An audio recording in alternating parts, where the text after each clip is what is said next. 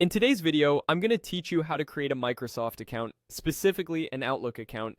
Whether you're new to the Microsoft ecosystem or simply want to expand your digital toolbox, creating an Outlook account is a straightforward process that will open up a world of efficient communication and online services. So let's dive right in and guide you through each step.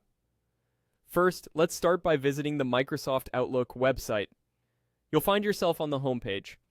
Here, look for the Sign In button, which is typically located in the upper right corner of the screen. Go ahead and click on Sign In. Now you'll be taken to the Sign In page where, if you already have an account, you would enter your details. But since we're setting up a new account, our focus will shift to the option that says Create One. Click on that. Once you click Create One, you'll be prompted to input your desired email address. This is an exciting step because you get to choose the name that'll serve as your email identity.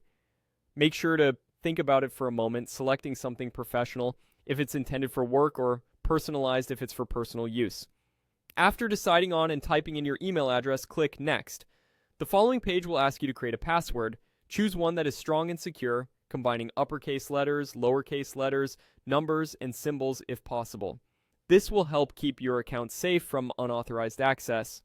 After confidently setting your password, hit Next again. Now it's time to add some personal information. Begin by selecting your country or region from the drop-down menu. This helps tailor the services Microsoft provides to you, ensuring everything runs smoothly. After that, enter your date of birth. Once you've filled out these details, click Next. The next step involves entering your first name and last name. Type these in as accurately as possible, since they will be associated with your account. With those details complete, once again click Next. You'll encounter a security check to prove you are human and not a robot. This could involve solving a simple puzzle or entering characters shown on the screen. Once you complete this task, press Next, and you'll be asked about setting up security options, such as adding a phone number or backup email address.